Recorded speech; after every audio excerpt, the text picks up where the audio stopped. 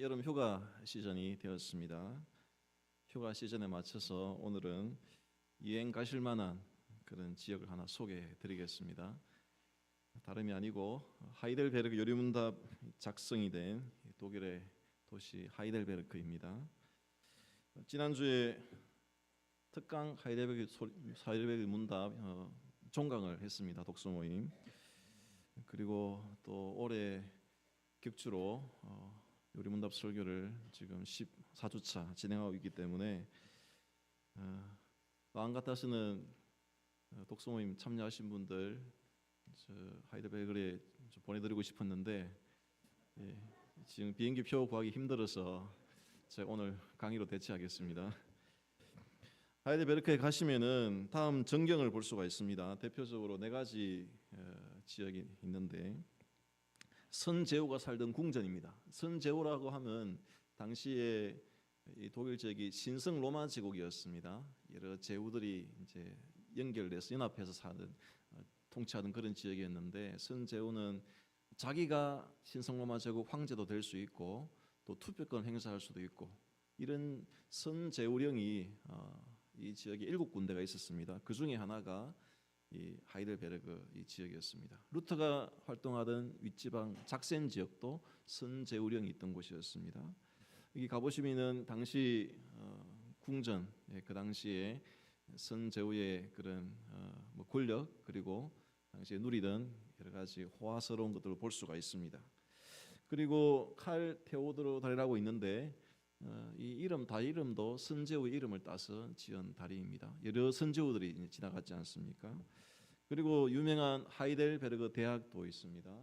또 철학자의 길이라고 있는데 독일의 유명한 철학자들 칸트, 헤겔, 하이데크 이런 사람들이 이 지역에 와서 산책을 하면서 사색을 했다 해가지고 철학자의 길이 만들어져 있습니다. 한번 전체 조감도를 보시면은 1번 지역이 선제후 궁전이 있는 곳입니다. 그리고 2번 지역은 방금 말씀 안 드렸지만은 우리 책에 보시면 하이델베르크 교회 있지 않습니까? 그 성령교회입니다. 우리 최성령 형제랑 상관이 없는데 하일리 가이스트 키르헤 이렇게 해가지고 거룩한 영교회 저 위치 성령교회에서 하이델 요리문답이 작성이 되고 설교가 됐습니다. 그리고 그 옆에 있는 게 3번이 하이델베르크 대학 1300년도에 세워진 대학입니다. 그리고 이제 중간에 있는 그 강이 있지 않습니까? 라인 강의 지류인 네카 강이 흘러가고 칼 테오도르 다리 지나면은 4번에 있는 요 지역이 철학자의 길이라고 해서 독일의 칸트를 비롯한 학자들이 사색했던 그런 길로 알려져 있습니다. 이 정도만 보시면은 안 가셔도 이런 분위기를 대충 짐작할 수가 있겠습니다. 올해 요리문답을 설교하기 위해서 작년에 요리문답 배경에 대해서 제가 말씀을 드리면서 넘겨주셔야 되는데 이 세 명의 주요 인물들이 요리문답 작성에 기여를 했다. 그래서 우르시누스라고 하는 신학자, 올레비아누스라는 설교자, 또 이 지역에 아까 선제후라고 했죠. 프리드리히 3세라고 하는 선제후가 이 두 사람을 초빙을 해서 요리문답을 작성토록 했습니다. 그래서 그 유명한 책이 하이델베르크에 온 세 사람, 이 책이 이 요리문답의 작성의 배경을 보여주는 책이었습니다. 그래서 오늘은 요리문답 내용을 다루기보다 이 작성 시기와 이 책의 요리문답의 성격을 한번 되짚어보는 그런 시간을 가지겠습니다. 독서 모임 통해 전체적으로 이제 훑은 분도 계시고 또 계속 지금 설교해 오고 있는 중이기 때문에 내용은 좀 이제 감이 오실 겁니다. 오늘은 좀 교회사적 관점에서 살펴보고자 합니다. 여러분 교회 사무실에 가시면 이런 액자가 걸려 있습니다. 제가 종교역사 강의할 때마다 항상 보여드리는 사진인데 작품 연도가 1617년도에 만들어진 작품입니다. 딱 100년 전에가 몇 년도입니까? 1517년 루터가 95개조를 붙인 종교역 기치를 든 그 해입니다. 그때로부터 이제 100년 후에 만들어진 작품이기 때문에 그동안에 유명한 종교역자들이 누가 있었나 추려가지고 모아가지고 이제 한 그림 안에 최후의 만찬 형태로 종교역자들을 모아놓은 그림입니다.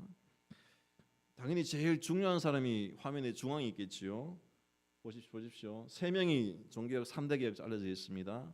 마틴 루터, 저빙글리, 존 칼빈이 중앙에 있지 않습니까? 그리고 그 옆에 있는 사람들이 그 사람들의 후계자라고 보시면 됩니다. 칼빈 옆에 있는 데오도르 베자, 칼빈 후계자이고, 루터의 후계자는 누굽니까? 멜랑이톤, 필립 멜랑이톤. 그리고 저빙글리의 후계자는 조금 더 옆에 있는데 불링거라고 있습니다. 이 사람들이 후계자들인데 이외에도 다 중요한 분들이 더 계시죠. 총 16명이 있는데 여러분 보시면 여기에 하이델베르크 요리문답을 작성한 우르시누스, 올레비아누스가 있습니까 없습니까? 들어있지 않습니다. 중요하지 않다는 뜻이 아니고 요리문답의 이 작성자들이 여기 있는 사람들과 좀 연배 차이가 납니다. 출생 연도로 따져서 한번 제가 재정리를 해보면 이렇습니다. 루터와 저빙글리는 거의 동시대 같은 해, 한 명은 83년생이고 한 명은 84년생입니다. 거의 같은 해에 태어났습니다. 그래서 이 사람들은 종교개혁 제1세대라고 볼 수가 있고 그의 제자가 되는 멜랑이톤, 불링거, 좀 늦게 태어난 칼빈, 이 사람들은 종교개혁 제2세대라고 볼 수가 있습니다. 칼빈의 제자 데오도르 베자는 2.5세대 이렇게 볼 수가 있습니다. 이 사람들과 비교해 보면은 우르시누스, 올리비아누스 같은 경우는 1534년생이고 36년생이기 때문에 종교개혁 3세대라고 할 수 있습니다. 3세대. 여기 그림에 들어가지 않는. 그래서 이 중심에 밀려나 있는 겁니다. 자, 그러면 이 종교개혁 3세대가 등장하기 전에 이 2세대까지 어떤 큰 흐름이 형성됐는가 보시면은 독일의 루트를 중심으로 해서 또 그의 제자 멜랑이트를 중심으로 해서 루터파, 우리가 잘 아는 루터파, 또 다른 표현으로는 비텐베르크파, 이 파가 형성이 되었고 또 한 축에는 스위스를 중심으로 해가지고 저빙글리에서 칼빈으로 이어지는 개혁파, 이 두 흐름이 형성이 됐습니다. 자, 그러면 우리가 지금 배우고 있는 하이델베르크 요리문답 저자가 되는 우르시누스, 올레비아누스 같은 사람은 여기서 어느 축에 해당이 되는 사람들이겠습니까? 예, 바로 루터파가 아니고 개혁파를 계승하는 사람들입니다. 이 흐름을 아시고 우리 요리문답을 공부하면은 이게 하이델베르크 요리문답이 시기적으로 보면은 종교개혁 제 3세대 작품이다 이렇게 볼 수가 있고 또 개혁 진영으로 볼 때는 루터파 요리문답이 아니고 개혁파 요리문답이다 이렇게 정의하시면 되겠습니다. 자, 그런데 이 하이델베르크 요리문답이 개혁파 진영의 개혁파 요리문답, 개혁파 신앙고백이라고 볼 수 있는데 그렇다고 해서 루터와 전혀 상관이 없는 이런 내용으로 보시면 안 됩니다. 루터와 멜랑이톤 모두 개혁파 이 신앙고백을 형성하는데 아주 중요한 연결고리를 한 역할을 한 인물들입니다. 그 연결고리는 바로 다름이 아닌 하이델베르크라고 하는 이 도시가 연결고리가 됩니다. 장인의 요리문답 배경으로 이 책을 말씀드렸는데 하이델베르크에 온 세 사람 해가지고 이 세 사람을 중심으로 설명을 드렸는데 이 세 사람이 오기 전에 훨씬 전에 루터와 멜랑이톤이 이미 이 하이델베르크 지역을 왔다 간 사람들입니다. 이들이 먼저 이곳에 와가지고 이 도시가 개혁의 도시가 되도록 불을 지폈던 사람들입니다. 먼저 이 루터가 하이델베르크를 방문한 그 사건을 일화를 보시면은 하이델베르크 이 세 사람이 오기 전에 훨씬 전에 45년 전에 왔습니다. 하이델베르크 요리문답이 작성이 된 게 1563년이지 않습니까? 45년 거슬러 가면 몇 년도입니까? 1518년에 루터가 하이델베르크 이 도시에 왔습니다. 여러분 1518년이라고 하면은 어떤 시기입니까? 루터가 종교개혁을 시작한 1517년 바로 그 다음 해이지요. 1년도 안 된 시기에 하이델베르크에 왔습니다. 왜 왔냐 하면은 루터가 로마 교황청으로부터 소환이 됐습니다. 루터가 95개에서 반박문을 내걸고 로마 교회를 대항하니까 로마 교황 당시 레오 10세가 루터가 소속이 아우구스티누스회 소속이었거든요. 루터를 하일베르크에 있는 아우구스티누스 수도원에 소관을 시켜가지고 루터를 불러내가지고 거기서 수도회에서 루터를 정죄를 시켜라, 이단으로 정죄를 시켜라 해서 루터를 불러낸 겁니다. 루터가 와서 하이델베르크 아우구스티누스 수도원에 와가지고 정죄하기 전에 먼저 너의 신학적 견해를 밝혀라, 이렇게 장을 마련해 준 겁니다. 그 자리에서 루터가 와서 루터의 신학을 정리하는 의견을 발표했는데, 그게 바로 하이델베르크 논제 또는 하이델베르크 토론, 하이델베르크 명제라고 불리는 중요한 역사적 사건이었습니다. 그때에 루터가 그 논쟁을 했던, 자기의 신학을 제시했던 그 자리에, 아우구스티누스 수도원 그 자리에 지금 가보시면은 건물은 없고 기념 바닥에 돌판이 저렇게 바닥 돌판이 새겨져 있습니다. 저 내용 보시면은 보이십니까? 중간에 보시면 1518년 4월 26일 날, 1518년도에 루터가 와서 자기의 신학을 개진했다. 그래서 500주년 기념으로 저 기념 돌판을 만든 겁니다. 이때 루터가 하이델베르크 이 논쟁에서, 토론에서 무엇을 제시했냐 하면은, 한마디로 요약하면은 나의 신학적인 견해는 십자가 신학이다, 이걸 제시한 겁니다. 하이델베르크 명제가 40개 명제를 제시했는데, 그 중에서 19번을 보시면은 이런 얘기를 하고 있습니다.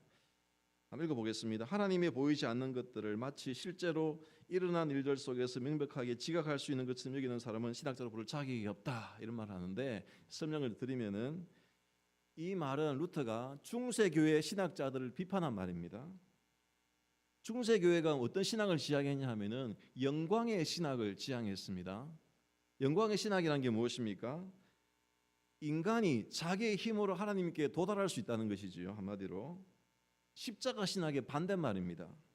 인간이 자기의 이성을 통한 사색을 통해서, 또 인간의 공로를 통해서, 또 어떤 신비로운 경험의 체험을 통해서 하나님께 나아갈 수 있다, 하나님께 만날 수 있다, 하나님께 도달할 수 있다 하는 게 영광의 신학입니다. 중세교회가 이걸 추구했습니다. 이에 반해서 이 루터는 하나님께 나아갈 수 있는 길은 내 힘으로 갈 수 있는 게 아니고, 밑에 보시면은 순환과 십자가를 통해 하나님을 만날 수 있다. 순환과 십자가를 통해 우리에게 내려오신 그리스도를 만나는 것이 가능한 것이지 내 힘으로 갈 수 없다. 그래서 십자가 신학을 루터가 자기의 핵심 신학의 주장으로 제시를 한 것입니다. 자, 이런 십자가 신학을 제시했을 때 그 자리에 하이델베르크 그 강론하던 그 자리에 누가 있었냐 하면, 여러분 여기 마틴 부처라고 보이십니까? 이분이 그때 당시 선제우 궁정에서 일하던 목사였는데, 이분이 루터가 하이델베르크 논쟁에서 십자가 신앙을 제시할 때 그 자리에 있었습니다. 루터의 영향을 받았겠지요. 그리고 나서 이분이 마틴 부처라는 분인데, 나중에 스트라스부르크라고 하는 독일과 프랑스의 맞닿는 고지점에 가서 종교개혁을 여기서 주도해서 진행합니다. 이분이 유명한 분입니다. 이분이 나중에 칼빈이 제1차 제네바 개혁에서 좌절하고 잠시 휴식 시간을 가질 때, 칼빈이 이 부처에게 가가지고 몇 년 쉬면서 시편 찬송을 배우기도 했고, 또 예배 예전에 대해서도 배우기도 했고, 그렇게 다시 충전받고 돌아와가지고 칼빈이 제네바시 2차 개혁을 할 수 있는 그런 바탕이 된 그런 인물이 마틴 부처입니다. 그러니까 루터의 영향이 부처에게 이어져서 또 칼빈에게도 이어졌다고 볼 수가 있는 겁니다. 루터의 십자가 신학이 개혁파 사람들에게 영향을 미친 것입니다. 자, 이 정도로 루터와 하이델베르크 도시와 연관성을 말씀드렸다면, 이번에는 루터의 제자 멜랑이톤을 한번 보겠습니다. 멜랑이톤은 루터의 하이델베르크 논쟁이 있었던 1518년, 1518년에 루터가 강의하던 비텐베르크의 교수로 채용이 됩니다. 그리고 10년이 지나가지고 10년 지나서 30년 되는 그 시기에 이 멜랑이톤을 주도로 그 유명한 아우크스부르크 신앙 고백서가 작성이 됩니다. 그 신앙 고백서가 개신교 최초의 신앙 고백서라고 불려지는데 정확히 얘기하면은 루터파 최초의 신앙 고백서라고 할 수가 있습니다. 여러분 여기가 어디겠습니까? 루터가 종교역을 했던 그 비텐베르크 성곽교회 거기인데 정문에 보시면은 청동문이 있고 저기에 루터의 95개조 그 라틴어 원문을 글자로 새겨놨습니다. 그리고 그 위에 보시면은 예수님 십자가 위에 좌우로 두 사람이 앉아 있는 거 보이십니까? 왼쪽에 있는 사람이 누구냐 하면 루터입니다. 루터가 책을 한 권 들고 있죠. 왼쪽에 루터가 들고 있는 책이 루터가 번역한 독일어 성경입니다. 오른쪽에 있는 사람이 누구겠습니까? 루터의 제자 멜랑이톤입니다. 멜랑이톤이 들고 있는 책이 뭐겠습니까? 아우크스부르크 신앙 고백서. 그게 멜랑이톤이 들고 있는 겁니다. 여러분 그 루터 영화 한번 보셨습니까? 루터 영화 보시면 마지막에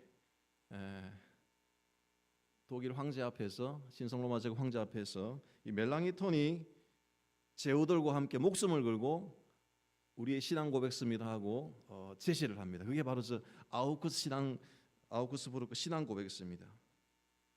이때는 이제 루터는 핍박을 받고 이제 이단으로 정지됐기 때문에 전면에 나서지 못하고 멜랑이톤 주도로 저기를 가게 되었고 작성을 하게 된 겁니다. 최대한 멜랑이톤이 로마에 자극을 주지 않기 위해서 굉장히 좀 부드럽게 멜랑이톤 이름처럼 좀 말랑말랑하게 그렇게 요리음담을 작성을 해가지고 저게 이제 통과가 되었습니다. 작성이 된 겁니다. 자 그때 저 아우크스부르크 신앙 고백서를 보면은 제 10조에 루터의 성찬이해가 깔려 있습니다. 그러니까 루터가 로마 교회 화채설을 비판하면서도 루터는 어떤 주장을 했습니까? 화채를 비판하면서 루터는 공제설을 주장했지 않습니까? 공제설. 그래서 저기 보면은 멜랑이톤이 화채설은 아닌데 이런 표현을 합니다. 성찬의 자리에 예수님의 실제 몸이 인성으로 거한다. 루터의 주장을 반영을 한 겁니다. 여러분 이건 좀 복잡할 수 있는데 예수님이 인성으로 지금 하늘에 성천에 계시지 않습니까? 육으로 성천에 계시지 않습니까? 그 예수님의 인성이 성찬 시에 성찬 자리에 성찬 주변에 임한다는 겁니다. 설명은 그렇게 할 수 있는데 이해가 잘 안 되지요. 예수님의 몸이 어떻게 동시에 여기저기 임할 수 있는가? 이 공제설의 약점입니다. 그렇게 처음에 루터 의견을 따라서 저 신앙 고백서에 멜랑이톤이 그 내용을 적었습니다. 기록을 했습니다. 그런데 10년 뒤에 이 아우크스부르크 신앙 고백서가 멜랑이톤에서 수정이 됩니다. 거기에 보면은 공제설의 내용을 접고 예수 그리스도의 몸이 성찬의 자리에 임하시는데 성령을 통해서 임하신다. 이거는 칼빈 견해에 가깝거든요. 칼빈도 이 견해에 동의하게 됩니다. 그래서 이 멜랑이톤이 처음에는 루터의 입장을 따랐지만은 자기가 나름대로 고민하고 또 연구해 본 결과 또 묵상해 본 결과 칼빈과 개혁파와 같은 가까운 그런 성찬이에 도달하게 된 것을 볼 수가 있습니다. 그리고 이제 이 루터가 이제 죽습니다. 1546년에 죽습니다. 멜랑이톤이 이제 주도적으로 비텐베르크에서 가르치고 강의를 하지요. 그때 누가 멜랑이톤의 제자로 후임자로 들어오냐 하면은 바로 하이델베르크 요리문답의 저자가 된 우르시누스가 비텐베르크에 들어와서 공부를 하게 됩니다. 스승과 제자로 만나게 됩니다. 그때가 1550년도인데 당시에 우르시누스 나이가 16세고 멜랑이톤 나이가 53세였습니다.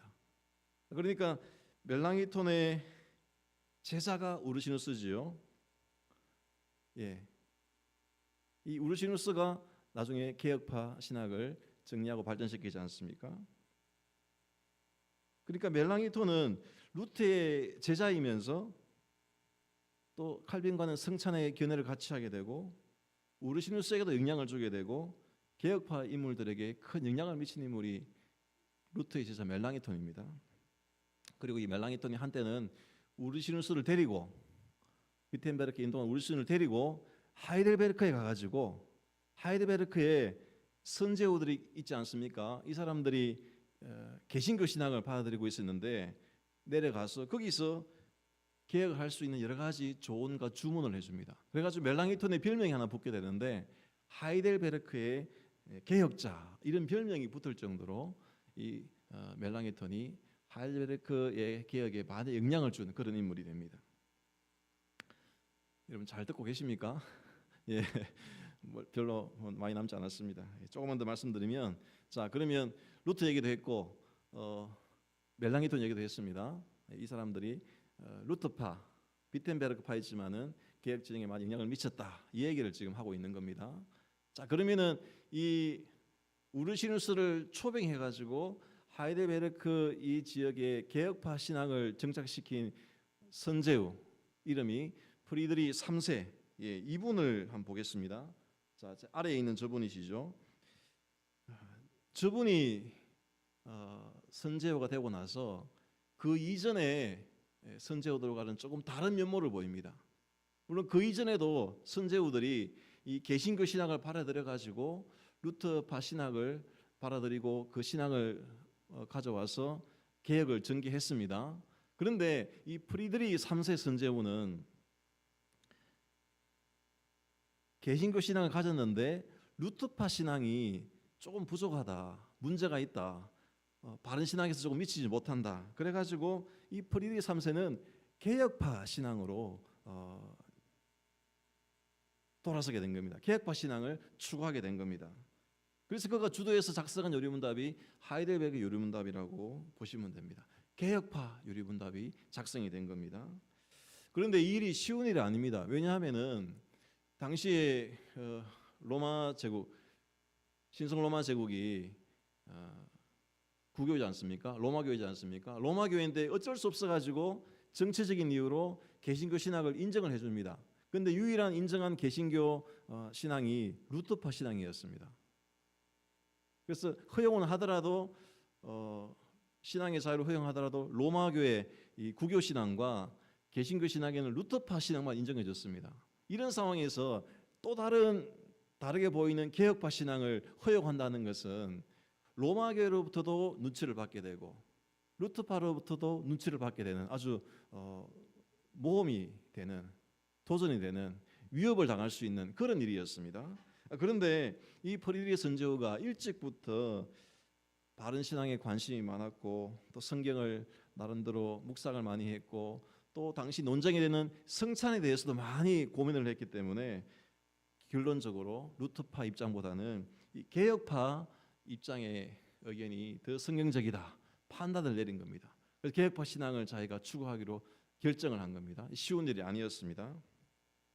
이 프리드리 이분의 일화를 보시게 되면 이런 얘기를 합니다. 칼빈과 저빙글리 같은 개혁자들의 글이 많이 있는데 난 일부러 읽지 않았다.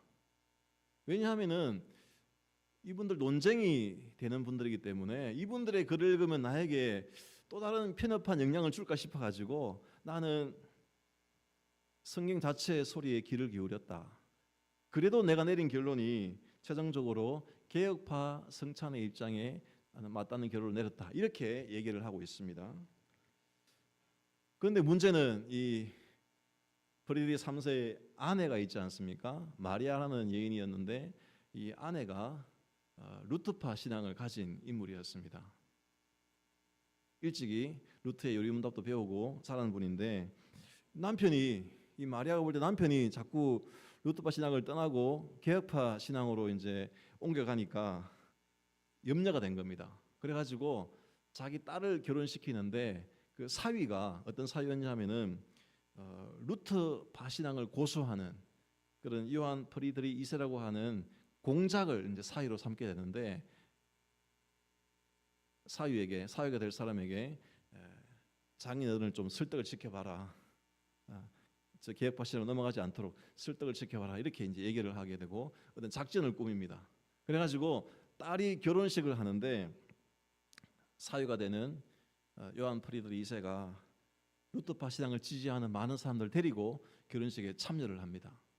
그래가지고 그날 결혼식이 끝나고 나서 결혼식 날 오후부터 성찬에 대한 공개 토론을 벌입니다. 예, 결혼식보다도 이 신앙 논쟁이 더 중요했습니다. 며칠 동안 논쟁을 벌이냐면은 무려 5일 동안 예, 신앙 논쟁을 벌이고 주된 주제는 이 성찬에 대한 주제였습니다. 그래서 이 5일 동안의 이 논쟁을 이름하여서 하이델베르크 혼인 논쟁이다 이렇게 불려지고 있습니다. 그 긴 논쟁에서 어떤 결론이 내려진 것은 아닌데 이 프리드리히가 지켜볼 때에 개혁파 신앙의 성찬이해가 더 성경적이다 이렇게 판단하는 기회가 되었다 그렇게 말하고 있습니다. 자, 이런 내용을 한번 종합해 보시면은 프리드리히 이 3세 선제후 처음에는 루트파 신앙을 가졌다가 그런데 더 바른 성경 해석, 더 깊은 성경 묵상, 더 바른 신앙으로 고민하고 추구하다가 결국에는 개혁파 신앙으로 돌아서게 된 겁니다. 이런 결을 가진 인물이 앞에서 보았던 멜랑이톤이기도 합니다. 멜랑이톤이 아우스부르크 신앙고백서 작성하고 나서 10년 후에 다시 10조를 수정했지 않습니까? 루트의 공제설이 부족하다 성찬관을 수정해서 칼빈의 영적 임재설과 같은 성령을 통한 그리스도의 임재가 가능하다 하는 의견에 수정을 표방한 겁니다. 그 과정에서는 루트의 영향도 받았지만 루트의 글만 읽은 것이 아니고 멜랑이톤은 교부들의 글을 읽으면서 자기의 생각을 수정하게 되었다 그렇게 말을 하고 있습니다. 그러니까 멜랑이톤이 루트를 맹종하고 받아들인 것이 아니고 자기 본인 스스로 고민하고 묵상하고 글을 읽으면서 더 성경적인 입장을 견지해 나간 것입니다.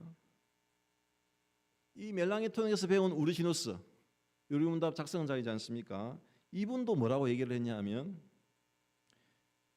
이분도 멜랑이톤 영향을 받았죠. 루터 영향을 받았죠. 이런 말을 했습니다. 루터와 멜랑이톤의 견해에 맹종하지 않으려고 나는 더 고민하고 더 연구했습니다. 그래서 루터와 멜랑이톤의 주장을 넘어서는 진리를 추구하였습니다.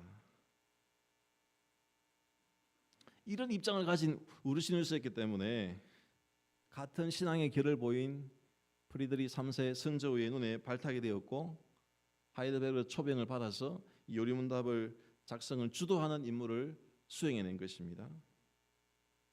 성도 여러분, 하이델베르크 요리문답 소개하는 소책자 중에 요리문답 소개가 아니고 하이델베르크 도시를 소개하는 책자 중에 이런 책이 있습니다. 뭐라고 되어 있습니까? 낭만적인 고성의 도시 하이델베르크. 이 하이델베르크는 우아한 강이 흐르고 또 독일의 역사와 철학이 숨쉬는 그런 역사와 낭만이 흐르는 그런 도시입니다. 그런데 요리문답을 배우고 있는 우리 입장에서는 이 하이델베르크는 어떤 도시입니까? 종교개혁의 도시이자 또 우리에게는 개혁파의 도시입니다. 종교개혁자 루터가 이곳에서 십자가 신학을 선포했고 그의 제자 멜랑이톤이 이곳에서 하이델베르크의 개혁자라고 하는 타이틀을 얻었고 그의 제자 우르시누스가 이곳에서 하이델베르크 개혁파 요리문답을 작성했습니다. 이 하이델베르크 도시와 관련된 루터, 멜랑이톤, 우르시누스 이 사람들 모두 사도행전 17장에 나오는 베레아 교인들처럼 말씀이 그러한가 해서 날마다 성경을 상고하는 그런 공통적인 모습을 보여준 사람들입니다.